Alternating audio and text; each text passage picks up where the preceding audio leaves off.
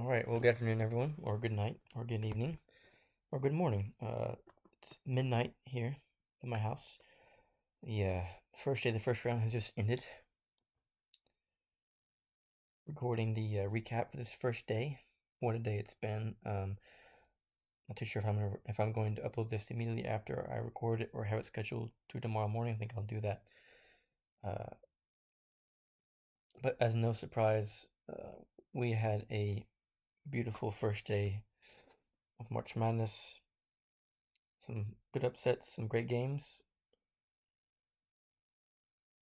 Some really close games, some blowouts, some very surprising things that we weren't expecting. I believe that there is now under 1% perfect brackets. Like, I think on the website it says out of the multi tens of millions of brackets that have been created, under 3,000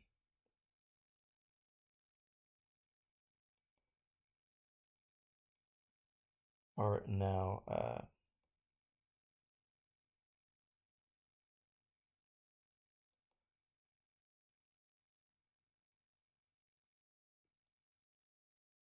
what's the word? Under 3,000 are now correct. Sorry, I weird mind blank there. Anyways, let's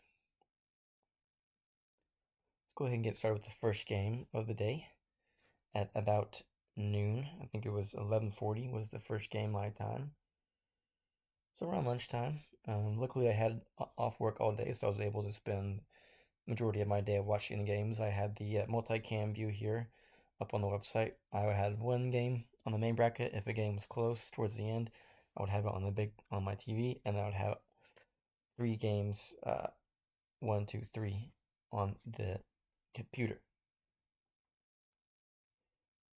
The first game of the day was Michigan State and Mississippi State.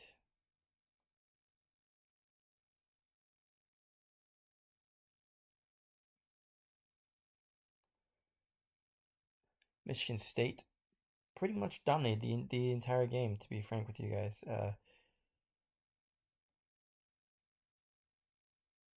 It was not close from the get-go. Michigan State was just playing lights out. They were flying everywhere, dunking all over dudes, getting turnovers, making shots, and Mississippi State was just getting absolutely thrashed.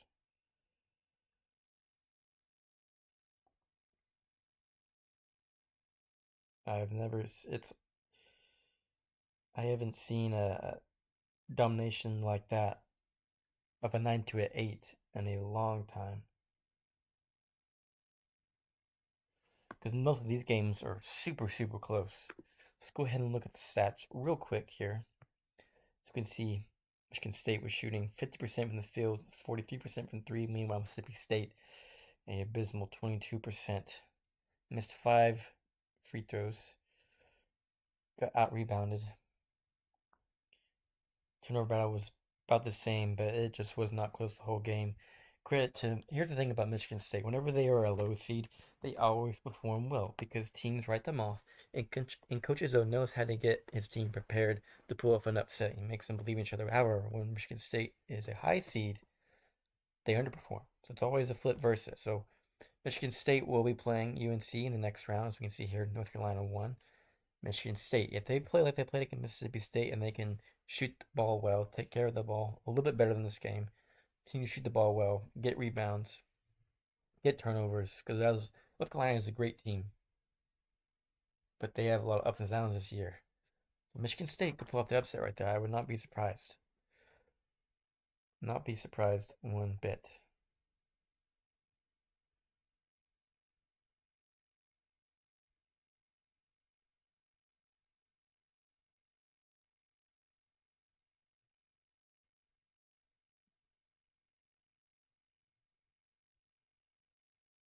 All right, the next game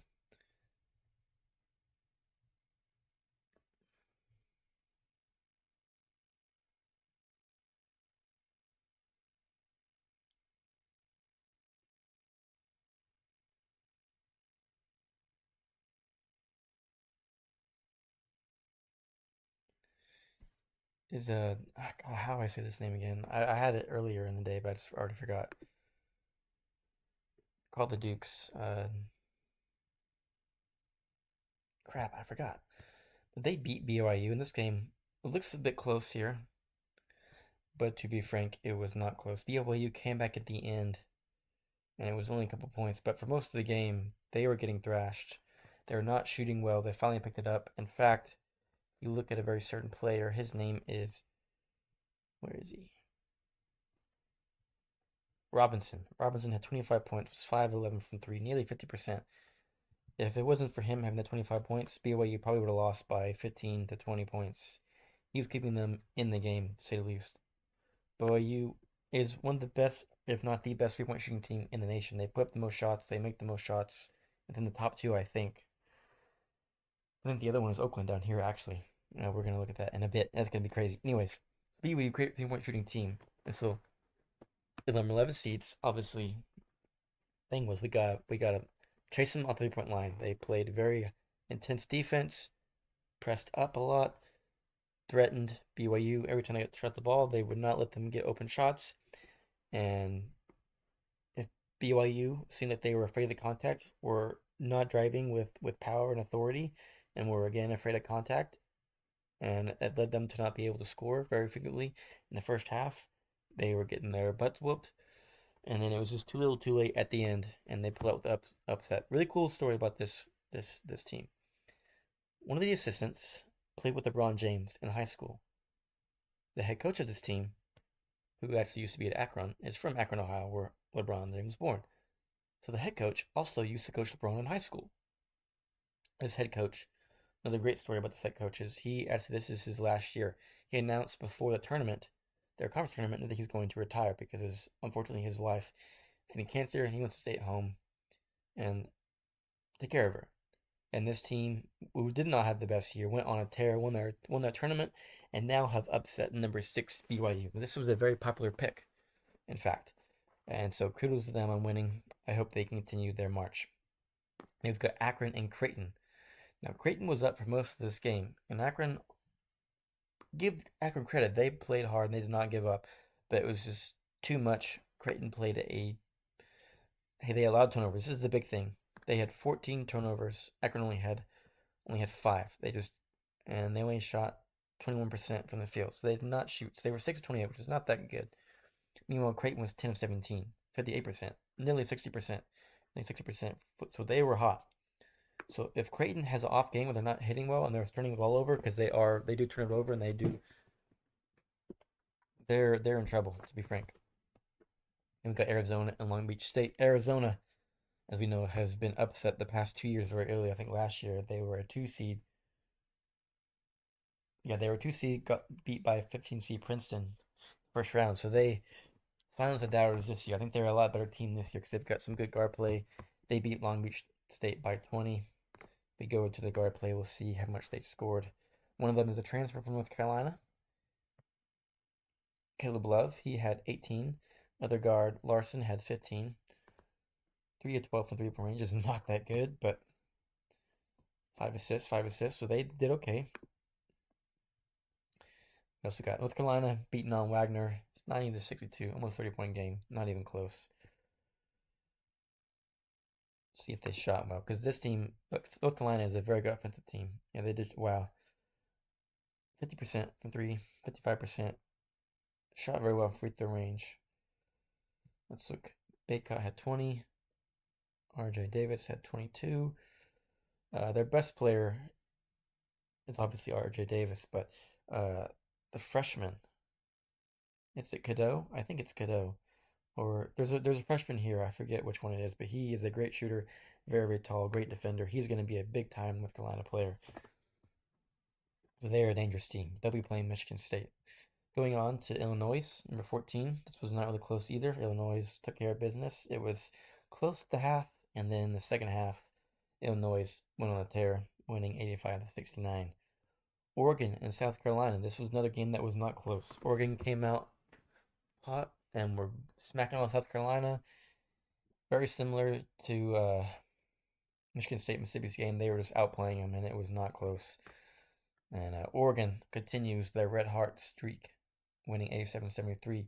Nevada versus Dayton. Now, this is a tale of two games. Nevada was up by, I think, 16, 17 points at one point, and then Dayton comes scoring back in the final seconds, pulls off the comeback victory. Huge win for Dayton. And then Texas and Colorado State.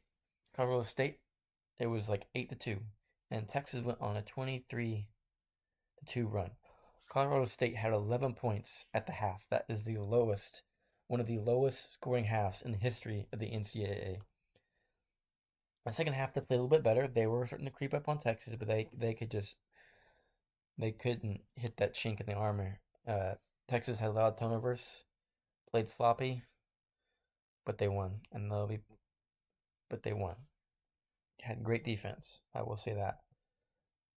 Took Colorado State out of the game, and here is all these games. There were some upsets here, but there wasn't a bracket buster. We were waiting for it. We were waiting for it, and then it happened. Kentucky and Oakland. This was a close game all the way to the wire. Kentucky was not playing like Kentucky. In fact, over the last 4 years, they are 1-3, so they have not had a good string of it in the last 4 years. John Calipari is in the hot seat. They just got beat again in the first round by a 14 seed Oakland, who had no business beating them whatsoever. And let's go ahead and go to the stats. We got something very interesting to show you.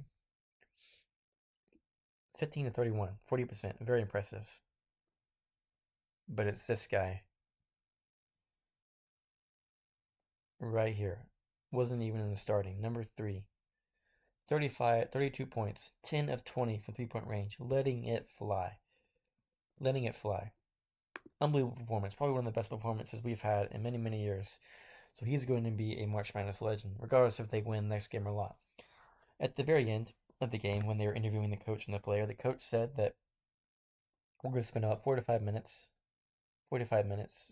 celebrating, and then we're going to get back to work because we're not over. We're not done. And then the player grabbed the mic and said, "We're not Cinderella." So they are very confident going in the second round. So we'll see if they can back it up. But what a game! Iowa State, South Dakota State was never close. Iowa State is a very, very dangerous team. UConn better watch out if these guys meet up. Iowa State, one of the most complete teams in the tournament. 82-65 win. Gonzaga and McNeese State. Now, a lot of people had this game as a potential upset. Need I remind you, though, McNeese State is in the Big South Conference. It's a very, very small and very, very weak conference. And Gonzaga will rattle them. Absolutely throw them. At one point, it was a 30-point game. Final score was 86-65. Tennessee and St. Peter. St. Peter's will not be another Cinderella this year. They got thrashed by Tennessee, 83-49. As we know, St. Peter's was the team that beat Kentucky last year or the year before, when Kentucky was a 2 seed, I believe. Funny. NC State and Texas Tech. NC State, another team that had really had no business being in the tournament, that went on a tear in the ACC and ended up winning the ACC, and are now continuing that hot streak by beating Texas Tech. And this wasn't really that close to the game, 80-67. So we'll see if they continue their March Madness run. And then we've got Drake and Washington State. Now, Washington State was down by about 10 very late in the game, and they pulled off an amazing comeback. This was probably one of the most popular upset picks. I personally picked it because Drake only had 3 losses on the year, but Washington State pulls out the comeback and wins 66-61. And now we're going to talk about this game. Kansas was up by 20 points with 32 seconds left to go. Stanford had come back, and it was a 1-point game. There was an instant where it was a 1-point game. Stanford was full court pressing Kansas. Almost gets a turnover. A guy leaks towards the basket. They throw it across the court to him. There's one man right behind him. He looks like he's going in for a layup. Instead, he goes in for a dunk. The player comes behind him. All ball, hits the ball out of his hands from the back. They call a foul. One of the worst no calls, or rather, one of the worst calls I've seen in my entire life in NCAA.